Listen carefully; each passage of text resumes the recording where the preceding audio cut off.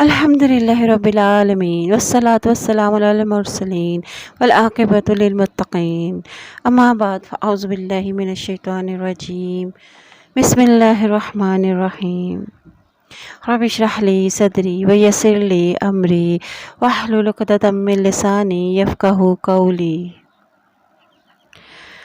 تلاوت قرآن مجید کے آداب۔ قرآن مجید کی تلاوت سے پہلے تعوذ پڑھنا واجب ہے۔ فَإِذَا قَرَأْتَ الْقُرْآنَ فَاسْتَعِذْ بِاللَّهِ، یعنی اور قرآن پڑھتے وقت اللہ تعالیٰ کی پناہ طلب کرو۔ قرآن مجید کو ٹھہر ٹھہر کر آرام اور سکون سے پڑھنا چاہیے۔ وَرَتِّلِ الْقُرْآنَ تَرْتِيلًا، اور قرآن مجید کو خوب ٹھہر ٹھہر کر پڑھو۔ آہستہ آہستہ یا دل میں قرآن مجید پڑھنا اونچی آواز میں قرآن پڑھنے سے بہتر ہے۔ حضرت عقبہ بن عامر رضی اللہ تعالیٰ عنہ کہتے ہیں کہ میں نے رسول اللہ صلی اللہ علیہ وسلم کو فرماتے ہوئے سنا ہے کہ اونچی آواز میں قرآن مجید کی تلاوت کرنے والا ایسا ہے جیسے علانیہ خرچ کرنے والا ہے، اور آہستہ قرآن پڑھنے والا ایسا ہے جیسے خفیہ خرچ کرنے والا ہے۔ اسے ترمذی نے روایت کیا ہے۔ اور مسجد میں بیٹھ کے قرآن مجید کی تلاوت اتنی آواز میں کرنی چاہیے جس سے دوسرے لوگوں کو خلل نہ پڑے۔ نبی پاک صلی اللہ علیہ وسلم نے فرمایا کہ قرآن مجید کی تلاوت اس وقت تک کرو جب تک کہ تمہارے دل اس میں لگے رہیں، اور جب دل اکتا جائے تو پھر اسے چھوڑ دو۔ اور نبی پاک صلی اللہ علیہ وسلم نے فرمایا کہ جس نے قرآن مجید کو 3 دن سے بھی کم عرصے میں سے ختم کیا، گویا کہ اس نے قرآن مجید کو سمجھا ہی نہیں۔ سجدہ تلاوت کی فضیلت۔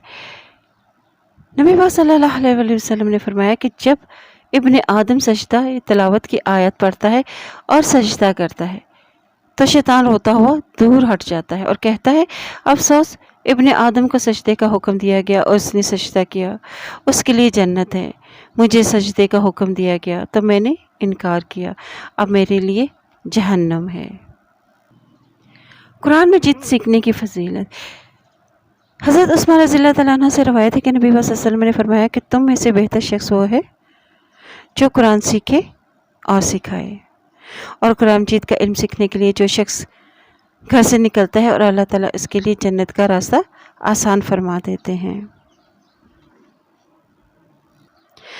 حضرت ابو ہریرہ رضی اللہ تعالیٰ عنہ کہتے ہیں کہ نبی پاک صلی اللہ علیہ وسلم نے فرمایا کہ جب کچھ لوگ اللہ کے گھر یعنی مسجد میں جمع ہو کر قرآن مجید کی تلاوت کرتے ہیں اور آپس میں ایک دوسرے سے پڑھتے اور پڑھاتے ہیں تو ان پر سکینت نازل ہوتی ہے، اللہ کی رحمت انہیں ڈھانپ لیتی ہے، فرشتے انہیں گھیر لیتے ہیں اور اللہ تعالیٰ ان کا ذکر ان کے پاس کرتے ہیں جو ان کے پاس ہیں یعنی فرشتے۔ اور یاد رکھو، جس شخص کو اس کے عمل نے پیچھے رکھا اس کا نصب اس کو آگے نہیں کر سکتا۔ قرآن مجید کا علم سیکھنے کے لیے گھر سے نکلنے والا اللہ کی راہ میں جہاد کرنے والوں کے برابر ہے، اور قرآن مجید کا علم سیکھنے والے اللہ تعالیٰ کے خاص بندے ہیں۔ نبی پاک صلی اللہ علیہ وسلم نے فرمایا کہ جو شخص ان کے ہاتھ سے سفر طے کرتا ہے اور اللہ تعالیٰ اس کے لیے جنت کا راستہ آسان فرما دیتا ہے، فرشتے طالب علم سے خوش ہو کر اپنے پر ان کے قدموں کے نیچے بچھاتے ہیں، اور طالب علم کے لیے زمین و آسمان کی ہر چیز حتیٰ کہ پانی کے اندر مچھلیاں بھی مغفرت کی دعا کرتی ہیں۔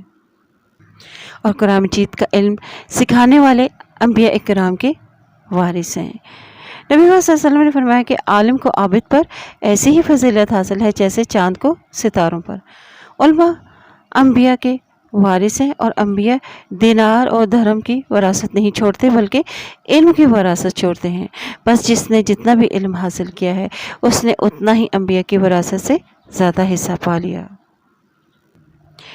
قرآن مجید کا علم سکھانے والے اللہ تعالیٰ کے خاص بندے ہیں۔ نبی صلی اللہ علیہ وسلم نے فرمایا کہ لوگوں میں سے کچھ لوگ اللہ والے ہیں، تو صحابہ اکرام نے عرض کیا یا رسول اللہ صلی اللہ علیہ وسلم وہ کون ہیں؟ آپ صلی اللہ علیہ وسلم نے ارشاد فرمایا کہ وہ ہیں قرآن والے، اللہ والے اور اس کے چنے ہوئے بندے ہیں۔ قرآن سکھانے والے پر اللہ تعالیٰ اپنی رحمتیں نازل فرماتا ہے، اور قرآن سکھانے والے کے لیے فرشتے اور زمین و آسمان کی دیگر تمام مخلوقات حتیٰ کہ چونٹیاں اور مچھلیاں بھی دعا کرتی ہیں۔ قرآن مجید کا علم سکھانے والے استاذہ کو ان کے شاگردوں کے نیک اعمال کا بھی ثواب ملتا ہے۔ نبی صلی اللہ علیہ وسلم نے فرمایا ہے کہ جس نے کسی کو علم سکھایا اور اس کے لیے بھی اتنا ہی اجر ہے جتنا عمل کرنے والے کے لیے ہے، اور عمل کرنے والے کے اجر سے کوئی کمی نہیں ہوگی۔ اور قرآن مجید کا علم سکھانے والے کے اجر و ثواب کا سلسلہ اس کے مرنے کے بعد بھی اس وقت تک جاری رہتا ہے جب تک کہ اس کے شاگرد علم پھیلاتے رہیں اور اس پر عمل کرتے رہیں۔ حضرت ابو ہریرہ رضی اللہ تعالیٰ عنہ سے روایت ہے کہ نبی صلی اللہ علیہ وسلم نے فرمایا کہ جب انسان مرتا ہے تو اس کے عمل کا سلسلہ منقطع ہو جاتا ہے، البتہ 3 چیزوں کا ثواب جاری رہتا ہے۔ نمبر 1 صدقہ جاریہ، اور نمبر 2 علم جس سے وہ دوسروں کو لوگ فائدہ اٹھائیں، اور نمبر 3 نیک اولاد جو اپنے والدین کے لیے دعا کرے۔ اور اپنی اولاد کو قرآن مجید سکھانے والے والدین کو قیامت کے روز 2 ایسے قیمتی لباس پہنائے جائیں گے کہ جن کے سامنے دنیا مافیا کی ساری دولت ہیچ ہوگی۔ اللہ تعالیٰ سے دعا ہے، اللہم انی اسألک الہدی والتقی والعفاف والغنی۔ اے اللہ، بے شک میں تجھ سے ہدایت، تقوی اور پاک دامنی اور بے نیازی کا سوال کرتا ہوں۔ اللہم آتی نفسی تقواہا وزکیہا انت خیر من زکاہا انت ولیہا ومولاہا۔ اے اللہ، میری نفس کو اس کا تقوی عطا کر اور اس کو پاک رکھ، تو ہی اس کو بہترین پاک کرنے والا ہے، تو ہی اس کا ولی اور مولا ہے۔ سبحانک اللہم و بحمدک اشہد ان لا الہ الا انت استغفرک و اتوب الیک۔